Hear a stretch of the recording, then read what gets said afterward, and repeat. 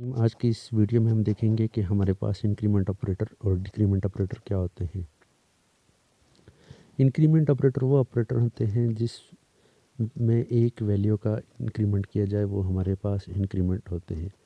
अगर हम एग्जांपल लें, अगर ए की वैल्यू को हमने 1 असाइन किया सपोज़, तो ए प्लस प्लस जब हम यूज़ करेंगे तो इसका मतलब ये हो जाएगा कि ए के वेरिएबल में हमने एक वैल्यू का इंक्रीमेंट किया। ए वेरिएबल में हमने एक वैल्यू असाइन की थी, तो यहाँ पर ए की वैल्यू में एक का इंक्रीमेंट होगा तो ए की वैल्यू क्या हो जाएगी, 2 हो जाएगी। इसी तरह से हम जब डिक्रीमेंट को देखें तो हमारे पास डिक्रीमेंट क्या होगा कि एक वैल्यू का डिक्रीमेंट हो जाता है।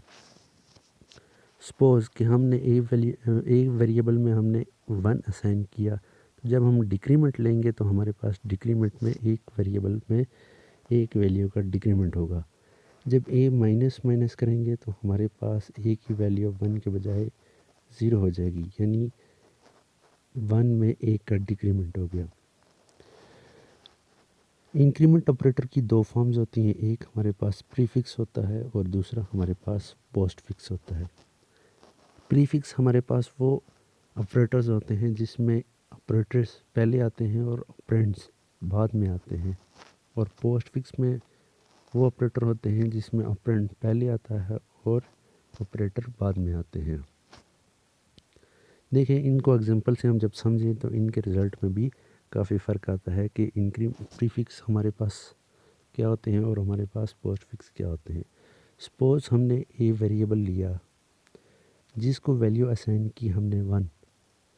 जब हम प्लस प्लस वन ए लेते हैं तो इसका मतलब ये होगा कि हमारे पास ए की वैल्यू 1 के बजाय ए की वैल्यू हमारे पास 2 हो जाएगी।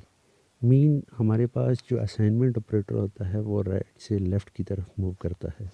यहाँ पर हमारे पास ए की वैल्यू 1 है, तो यहाँ पर ए का इंक्रीमेंट होगा, यानी 1 + 1 हमारे पास 2 होगा, और एक ये दोनों वैल्यू स्टोर होंगे ए वेरिएबल के अंदर, तो ए की वैल्यू हमारे पास क्या हो जाएगी, 2 हो जाएगी।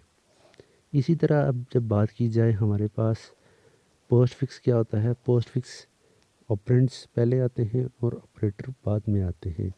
मीन अगर ए इज इक्वल टू हम ए प्लस प्लस लिखें, ए को वैल्यू असाइन की हुई है हमने 1, तो यहाँ पर ए की वैल्यू क्या है, 1। तो यहाँ पर ए की वैल्यू में एक का इंक्रीमेंट नहीं होगा, यहाँ पर ए की वैल्यू का इंक्रीमेंट किए बगैर यहाँ से मूव होगा इस वेरिएबल में, और ए की वैल्यू 1 ही रहेगी। पहले हमने देखा कि हमारे पास प्रीफिक्स में ए की वैल्यू 2 है और पोस्टफिक्स में हमारे पास ए की वैल्यू 1 है। पोस्टफिक्स में हमारे पास ए की वैल्यू में इंक्रीमेंट नहीं हुआ, बल्कि हमारे पास ए की वैल्यू 1 ही आई। क्यों 1 आई, हमारे पास ए की वैल्यू डायरेक्टली असाइनमेंट ऑपरेटर का जो रूल है उसके मुताबिक ए की वैल्यू डायरेक्टली ए वेरिएबल में स्टोर हुई, जिससे रिज़ल्ट हमारे पास 1 ही आया।